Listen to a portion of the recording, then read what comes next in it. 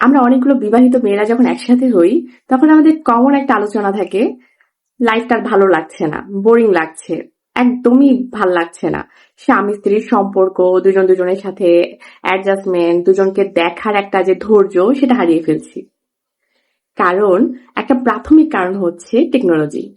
এই টেকনোলজি তাদের মতন করে আমাদের লাইফটাকে ড্রাইভ করছে। তারপর বেশি সমস্যা হয়েছে আর্টিফিশিয়াল ইন্টেলিজেন্স যখন থেকে ইনভলভ হয়েছে আমাদের লাইফে, তখন থেকে। ধরেন, ফেসবুক থেকে আমি একটা জুয়েলারি অর্ডার করলাম অথবা একটা ড্রেস অর্ডার করব।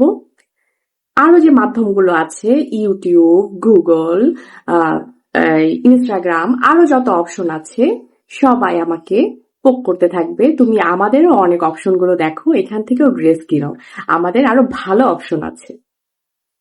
সারাদিন কি তাহলে আমি আমার ওই ড্রেস বাদ দিয়ে স্বামী আর সংসার নিয়ে চিন্তা করব?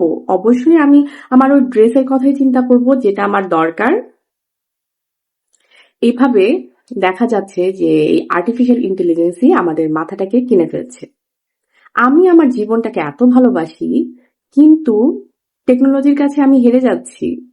তারা তাদের মতন করে আমাদের জীবনটাকে চালাচ্ছে। এটার একটা সমাধান হচ্ছে, আপনি যদি আপনার জীবনের হালটা ছেড়ে দেন, তাহলে তো অন্য কেউ ধরবেই, তাই না? তারা হয়তো সেই মাধ্যমটাকেই কাজে লাগাচ্ছে, যাতে আপনার জীবনটার হাল অন্য একটা মাধ্যম নিতে পারে।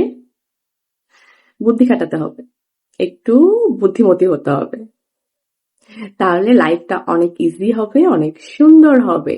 হতেই পারে একটু প্রবলেম, হতেই পারে ড্রেস দেখে আমাদের অ্যাট্রাকশন ওইদিকে চলেই যেতে পারে, হ্যাঁ আমার তো ড্রেসটা লাগবে, আমার তো জুয়েলারিটা লাগবে।